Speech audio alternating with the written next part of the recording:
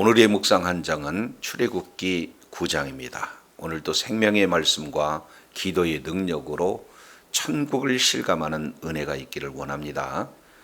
출애굽기 9장 이 내용은 세 파트로 구분해서 살펴볼 수가 있습니다. 그래서 1절부터 7절까지는 악질 재앙에 대해서, 그리고 8절부터 12절까지는 독종 재앙에 대해서, 그리고 남은 13절부터 마지막 35절까지 이 내용은 우박불 재앙에 대한 내용이 기록이 되고 있습니다. 자, 1절 여호와께서 모세에게 이르시되 바로에게 들어가서 그에게 이르라 히브리 사람의 하나님 여호와께서 말씀하시기를 내 백성을 보내라 그들이 나를 섬길 것이니라. 출애굽기 5장부터 시작되어지는 내용이 계속해서 지금 반복되고 있는 것은 내 백성을 보내라 그들이 나를 섬길 것이라 계속 반복해서 우리 하나님께서 명령하고 있습니다. 자, 그런데 우리가 몇 차례 살펴본 내용이지만 지금 이 말씀을 하신 분은 누구라고 표현하고 있습니까? 히브리 사람의 하나님 여호와께서 말씀하셨다, 이렇게 말씀하고 있어요. 그러니까 여기에서 굳이 히브리 사람의 하나님 여호와다 계속 반복하고 있는 그 내용이 이제 출애굽기 3장 18절, 7장 16절, 9장 1절, 13절, 10장 3절 이렇게 도합한 5곳에 계속 집중적으로 말씀하고 있는 그런 내용은 이제 우리 하나님께서 히브리 사람을 구속사의 주역으로 삼겠다는 하나님의 의지가 담겨져 있어요.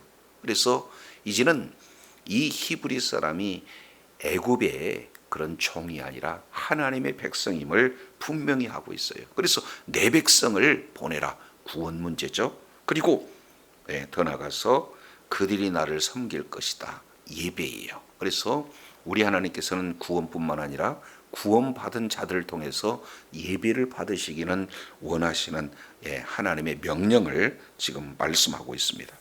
자, 그런데요 9장 2절 내가 만일 그들을 보내기를 거절하고 억지로 잡아준다면 이것은 하나의 조건문이 되어지는 거죠. 그래서 억지로 잡아둔다, 고집을 부리게 된다, 아주 완악한 마음을 그대로 품게 되어진다, 이 자체가 하나의 큰 재앙의 원인이 되어진다. 그래서 이제 억지로 잡아둘 것 같으면 9장 3절에 중요한 내용이 빠졌습니다. 원문 내용을 보면 힘내 이렇게 표현하고 있습니다. 보라, 우리 주님께서 보라 말씀하신 내용의 핵심은 뭡니까? 3절에 여호와의 손이 들에 있는 데 가축 곧 말, 나귀, 낙타, 소, 양 이런 자에게 더하게 하느니 심한 돌림병이 있을 것이다, 이렇게 말씀을 하고 있는 것을 볼 수 있습니다.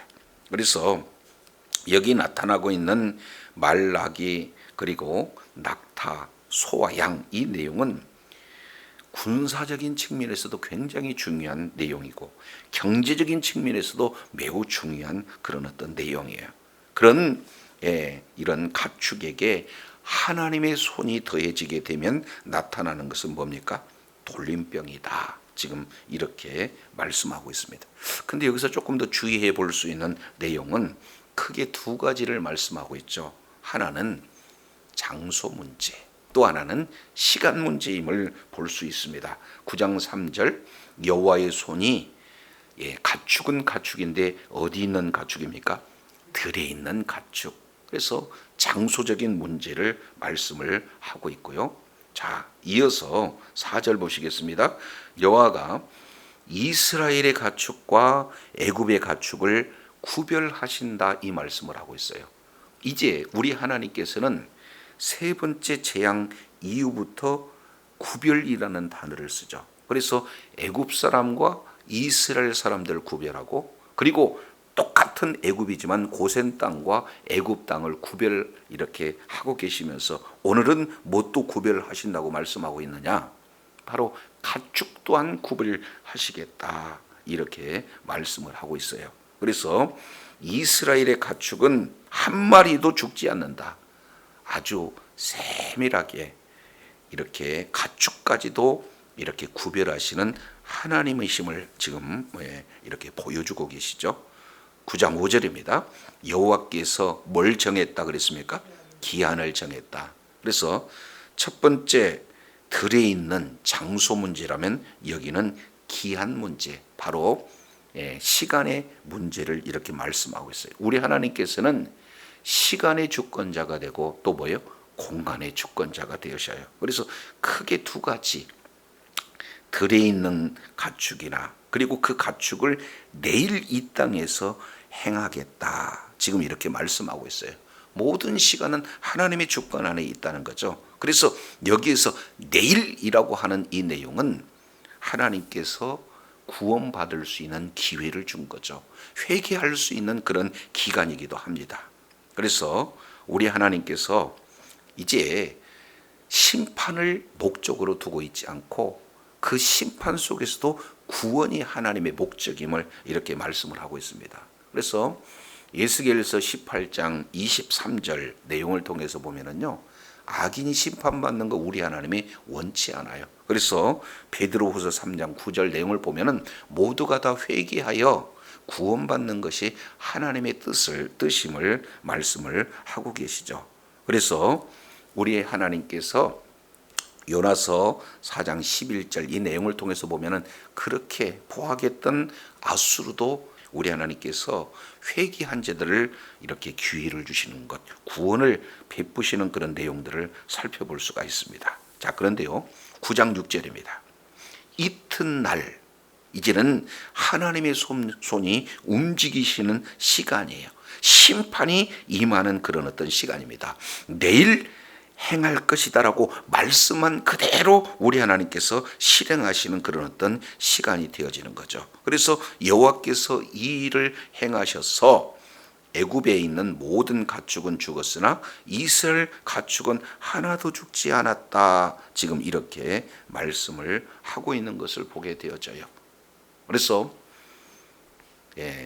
정말로 이 가축이라는 것은 경제적, 군사적으로도 매우 중요하지만 사실은 이 애굽의 가축은 그들 의식 가운데는 신으로 또 이렇게 추앙하는 그런 어떤 모습을 이렇게 볼 수 있잖아요. 그러니까 이제 우리 하나님께서 애굽의 가축을 죽였다라고 하는 내용은 삶의 근간, 이 내용을 심판하는 것도 있지만 바로 애굽의 신을 이렇게 징계하시는 그런 어떤 멸하시는 내용을 말씀하고 있어요.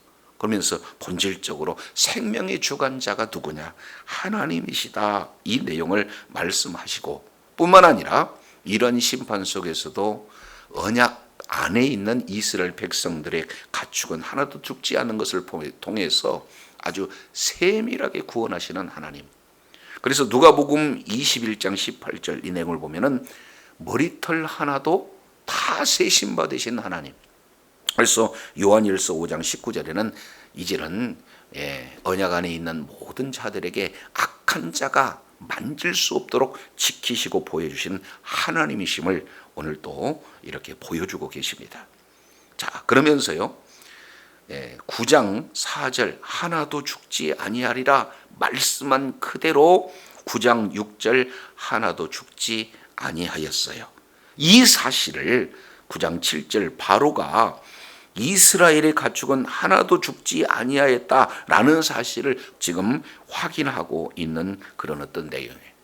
자, 이 정도 되면은 바로가 이제는 진정한 생명의 주권자가 우리 하나님이다.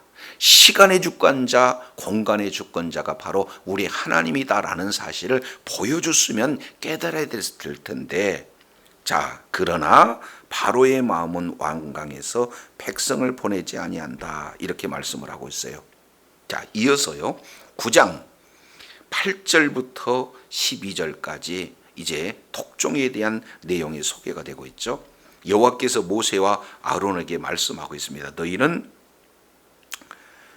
화덕의 채 두 움큼을 가지고 모세가 바로의 목전에 그래서 하늘을 향해 날리라. 지금 이 말씀을 이렇게 명령하고 있습니다.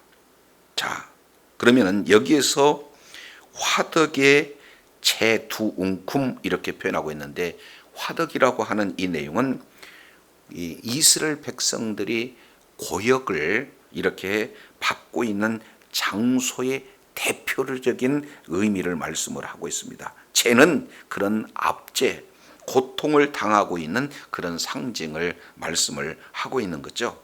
그래서 바로의 목전에서 하늘 향해서 날리라 하는 이 내용은 이제 모든 사람들이 눈에 보는 그런 어떤 가시적인 내용으로, 그리고 하늘을 향한다라고 하는 것은 하늘은 하나님이 임재하고 계시는 그런 어떤 장소임을 이렇게 살펴보면서 하나님께서 모든 사람들이 눈에 보는 그런 어떤 내용, 바로 이스라엘 백성들을 이렇게 심한 압제와 고통으로 이렇게 고역한 애굽을 심판하시는 모습을 지금 그대로 보여주고 있는 거죠. 그런데 9절 조금 보시겠습니다.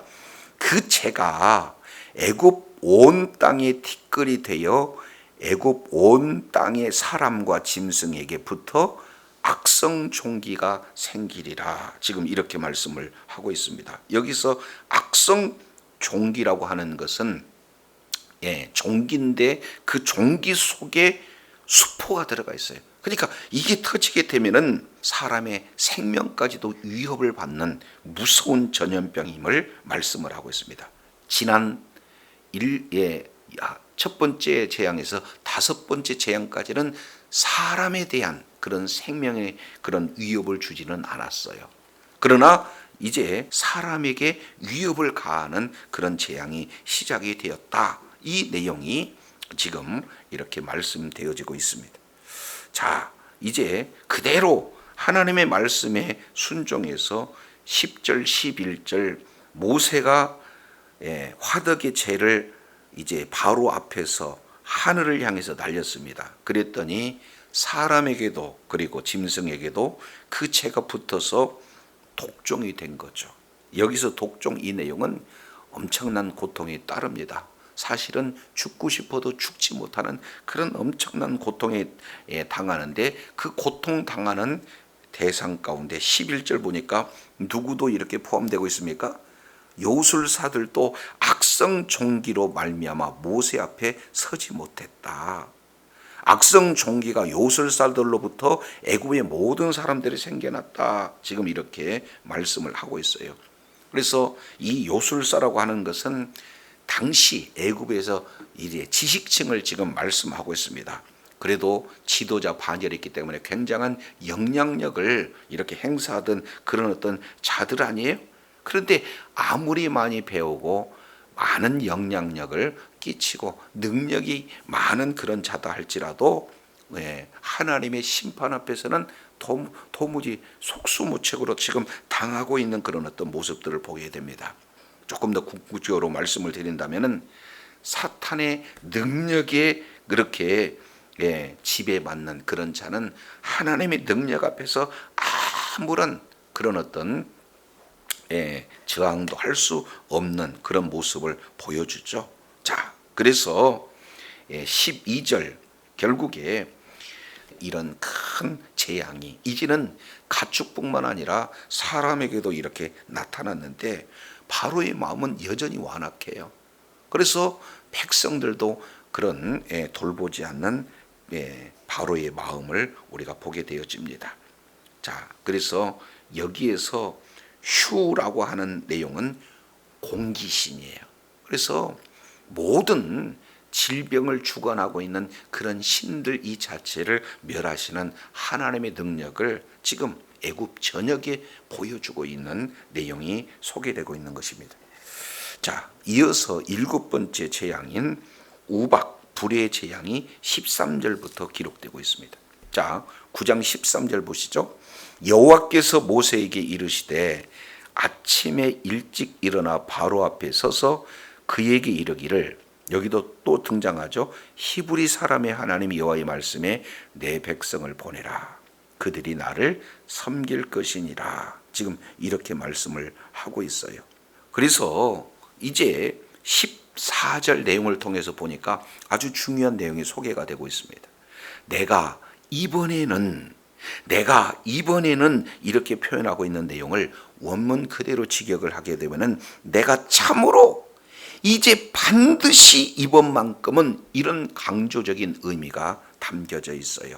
그래서 지금까지 6개 재앙을 통해서 이제 보여주지 못한 하나님의 의지를 그대로 반영하는 것이, 내가 이번에는 모든 재앙을 내 마음 그리고 내 신하 내 백성에게 내려 너로 온 천하에 나와 같은 자가 없음을 알게 하려 함이라. 이렇게 말씀하고 있습니다.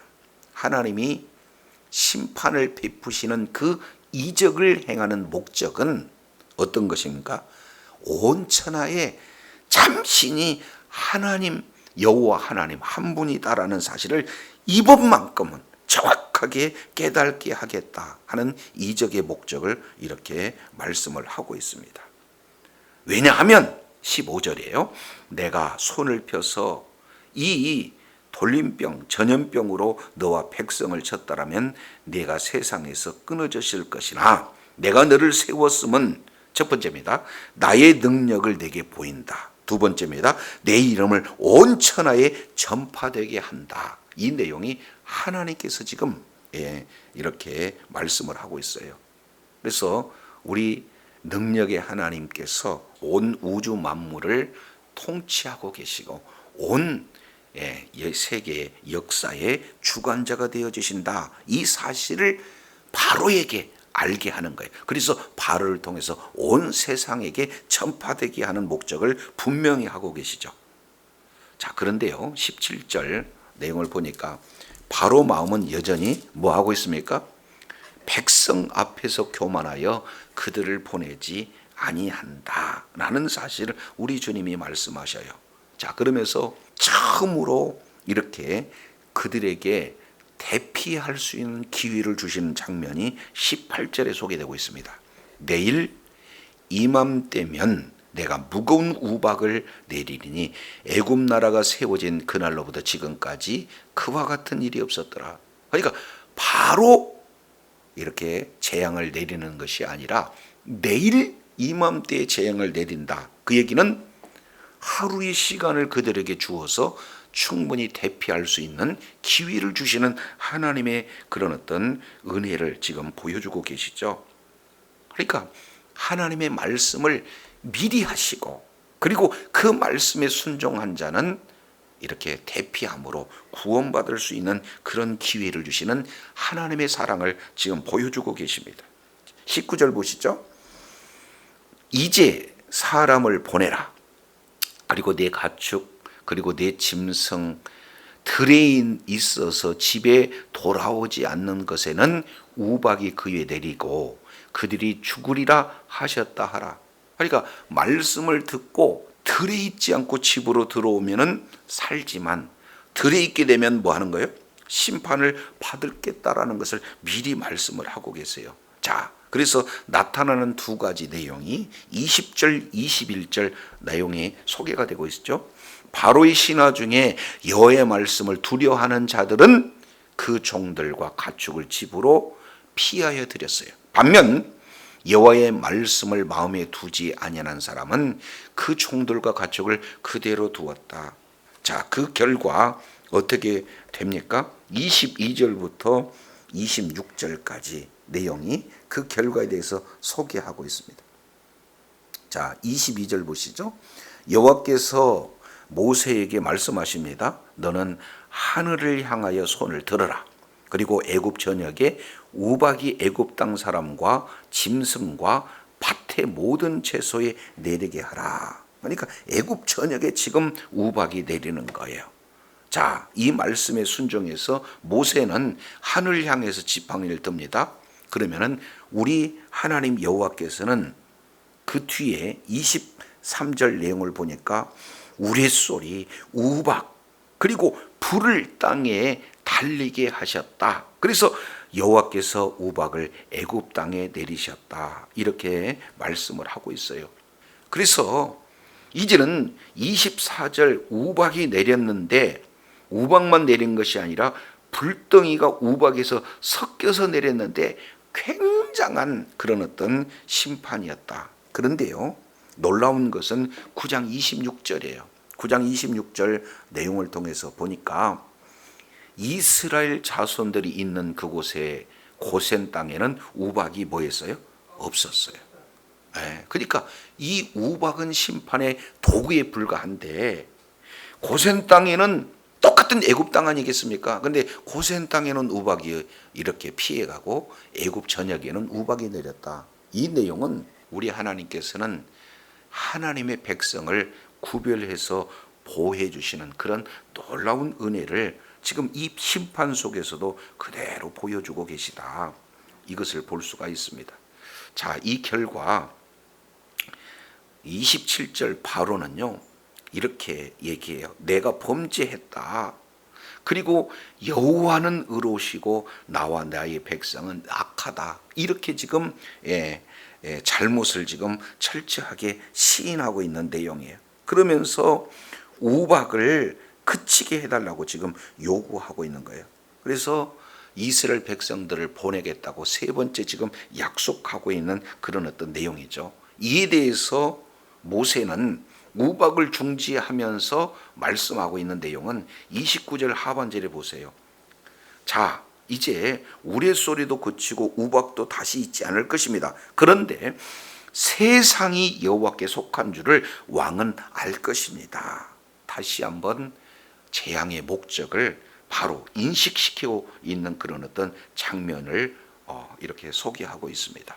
그래서 오늘 다섯 번째, 여섯 번째, 일곱 번째 이 재앙, 악질, 독종, 그리고 우박에 대한 이런 어떤 내용을 통해서 우리 하나님이 심판을 목적으로 두지 않고 그 심판을 통해서 바로 세계 우주 만물의 주권자가 우리 하나님이 되심을 만방에 알게 하시는 그런 어떤 내용, 그리고 심판 속에서 애굽 땅과 이스라엘 백성들이 있는 그런 고센 땅을 구별할 뿐만 아니라 가축까지도 세밀하게 구별해 주시는 그런 하나님의 놀라운 은혜를 살펴봤어요.